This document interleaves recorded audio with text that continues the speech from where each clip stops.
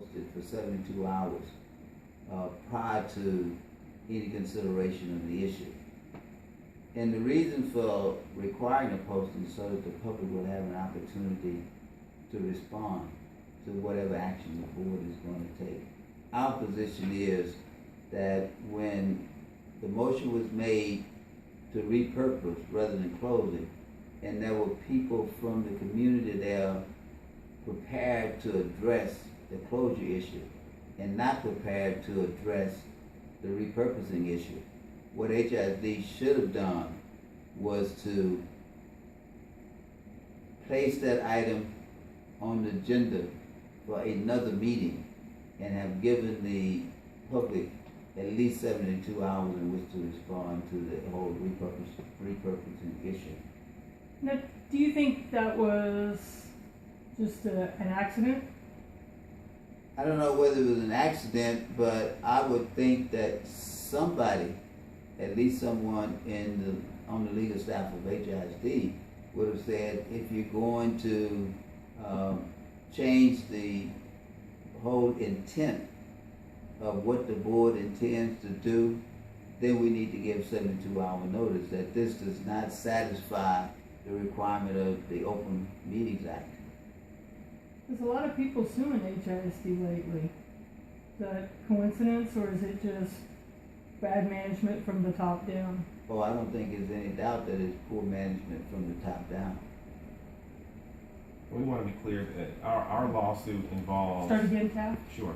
We want to be clear, our lawsuit involves a request to the district court to hold HISD accountable with respect to abiding by the Texas Open Meetings Act. They violated the Texas Open Meetings Act by failing to properly post the subject matter of that meeting before the meeting. You can't have a meeting under the Open Meetings Act under one subject and then get into the meeting and change it to an entirely different subject. That type of bait and switch mentality harms the public. There were over 60 people present at that meeting waiting to engage in dialogue and deliberation about the consolidation of certain high schools. When they switched it and totally changed the subject, they pulled the rug out from underneath those concerned citizens who showed up to participate in the process of determining what happens to their schools and their communities. And the NAACP is determined to see to it that that not happen again, and that the decisions that they made at that March 13, 2014 meeting be void, so that they have to go back and do something else in terms of determining what happens with Jesse H. Jones High School. We're tired of our schools being closed.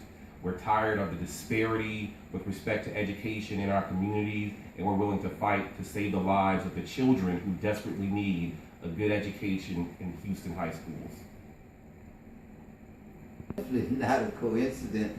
One of the biggest issues that the NAACP is dealing with is that the inner city high schools, that is high schools that are in predominantly African American and Mexican American areas, have not been properly created, that they moved all of the great academic programs out of those high schools, which is why if you look at any of the inner city high schools, students who are zoned to those high schools, with Jones it was over 700 students, are going to other schools because the programs are not in the inner city schools. And that's a bigger issue. I mean, this is naive or stupid. How does that happen? Like, how is it not, I mean, Title IX makes it equal for women, but how do good programs get taken out of consistently inner city schools? It happens when people don't care. And that's the problem. The people at HISD have demonstrated they don't care. They don't even listen to the community. Now they hold all kinds of community meetings, but it's a one-way meeting where HISD shows up, tell the community what they're going to do, and then when the community jumps up and down, they totally ignore any input that the community has. Which sort of defeats the idea of open meetings when you're not going to listen to anybody. I agree. See, the problem is a kid should not have to spend 2 or 3 hours on a bus every day going to another school across town in order to get a good education. I shouldn't have to get on a bus in Cashmere Gardens and ride to Lanier or Lamar, Lanier also, or ride over to Bel Air in order to get a quality education. I shouldn't have to ride to law enforcement and get a good quality education.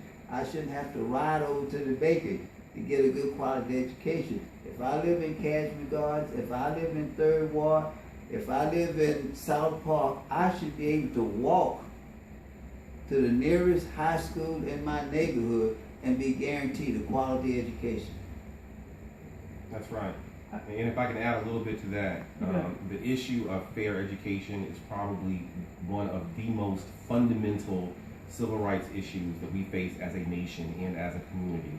When you destroy our schools, you destroy our communities.